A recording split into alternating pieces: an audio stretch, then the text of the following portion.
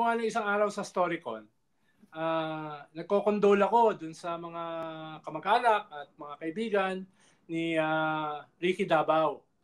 Dahil kakilala ko yan no? Graduate siya ng Mapua Engineering. May utak yan. Pero nag-focus siya doon sa kanyang craft. Yung pagiging artista. Oo, magaling. Hindi katulad nung mga hindi kasing talino niya na gusto best of both worlds. Artista at saka politika.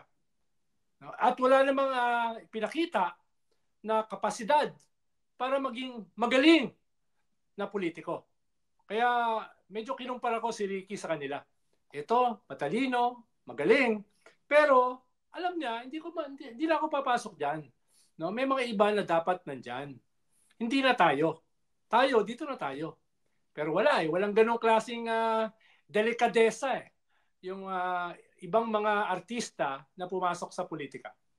Parang ano kasi yan, Senator, no? Kunwari, na-achieve mo na yung parang rurok ng career na meron ka. Kunwari, magaling kang abogado, magaling kang negosyante.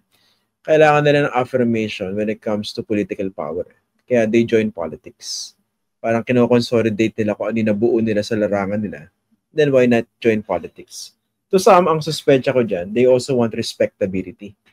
Kasi siguro feeling nila, at tingin sa akin, artista lang no? Kahit milyong-milyon at ilan yung sports cars na meron ako, parang kailangan ko magpolitika. Ang sa akin, punot dulo niyan, hindi naman dahil kinilig sila at sinabi, gusto kong tumulong sa mga kababayan. Pwede nandun yun. Pero totoo lang, ambisyoso kayo, yun lang yun. Magsitigil kayo.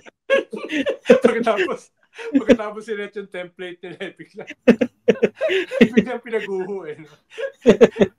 Maglolokohan pa ba tayo rito? Ambisyoso lang kayo. Yun lang yun. Gusto nila lang mas malaking kita. With little effort. No? With little intellect. Hindi naman natin kaya lahat.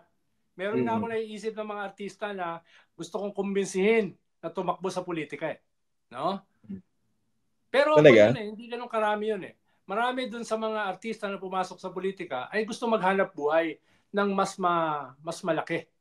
No? Bakit? Dahil laos na? Ganun ba yan? Partly, no? Partly may limitasyon yung kita pagiging artista. Pag politiko, walang limit. Walang limit yan.